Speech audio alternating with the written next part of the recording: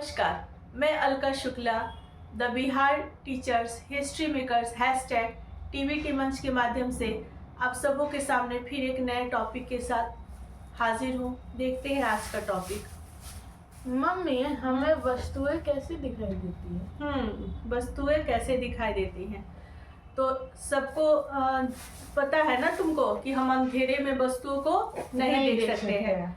तो वस्तुओं को देखने के लिए हमें क्या चीज की आवश्यकता होती है? प्रकाश की। चाहे वो प्रकाश दिन में सूर्य का प्रकाश हो या टॉर्च का प्रकाश हो या मोमबत्ती का प्रकाश हो, मतलब देखने के लिए प्रकाश का होना आवश्यक होता है।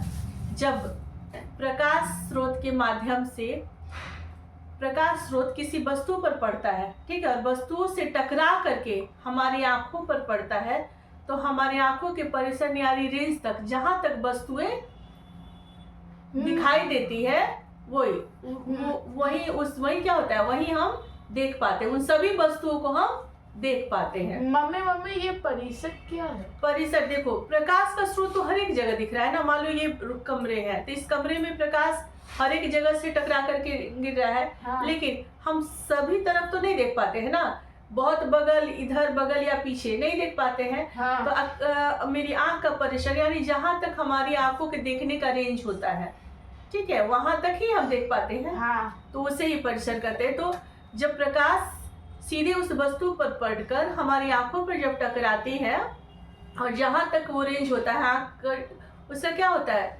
मस्तिष्क जो होता है वो चित्र को समायोजित कर लेता है दिमाग तक, और तब वो वस्तुएं हमें स्पष्ट दिखाई देने लगती है और समझ में आने लगती है। लेकिन कभी कभी क्या होता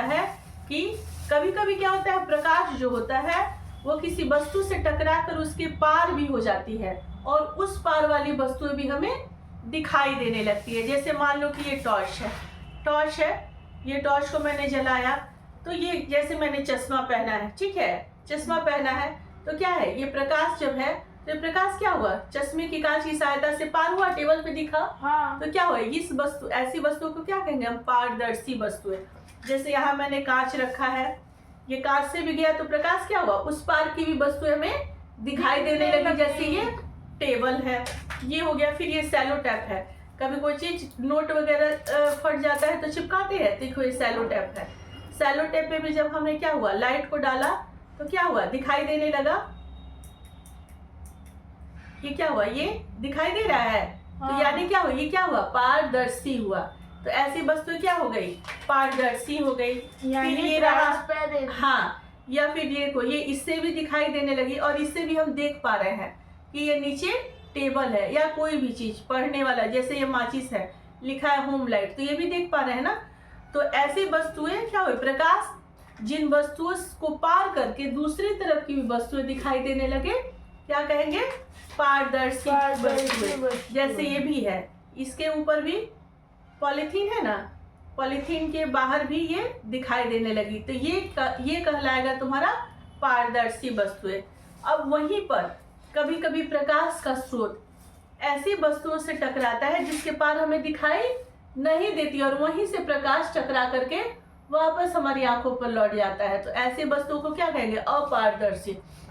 मैंने टेबल पे दिखा तो टेबल के नीचे का भाग दिख रहा है, नहीं दिख रहा है, तो ये क्या हो जाएगा, अपारदर्शी। माने अ मतलब नहीं और पारदर्शी यानी जिसके आर पार नहीं दिख रहा है। अब ये माचिस है, काठी का बना हुआ, इसको ऐसे कर रहे हैं तो उधर दिख रहा है, नहीं दिख रहा है। अब ये थाली रखे हैं, थाली के बाद ये स्कर्टिन से डला रहे हैं, इसमें प्रकाश डाल रहे हैं। हाँ। तो नीचे दिख रहा है, नहीं दिख रहा है, तो ये क्या हो गया, सब अपारदर्शी।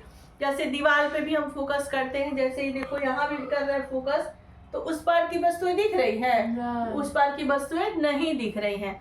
तो ऐसी वस्तुओं को कहेंगे अपारदर्शी। लेकिन कभी कभी क्या होता है ना कि कभी वस्तुएं कुछ धुंधली भी दिखाई देने लगती हैं। देखो ये जैसे यहाँ पे कांच था, शीशा था, तो शीशा जो एक तो कांच हो गया और ये हो गया दर्पण, इस पे भी डाले तो दूसरी ओर की वस्तुएं नहीं दिखाई देने लगी, वे वापस परावर्तित होकर हमारे चेहरे पे पड़ रही है, ठीक है। तो ये क्या कहला जाएगा, तब ये दर्पण कहला जाएगा, क्योंकि इसके पिछली भाग की तरफ पेंट है, इस वजह से ये टकरा करके वापस हमारी आंखों में पड़ी है, तो ये क्या हो गया, प्रतिबिंब बना दे रही है। उसी तरह ये कागज है, कागज भी टकरा करके लौट जा रहा है, तो क्या हुआ? अपारदर्शी।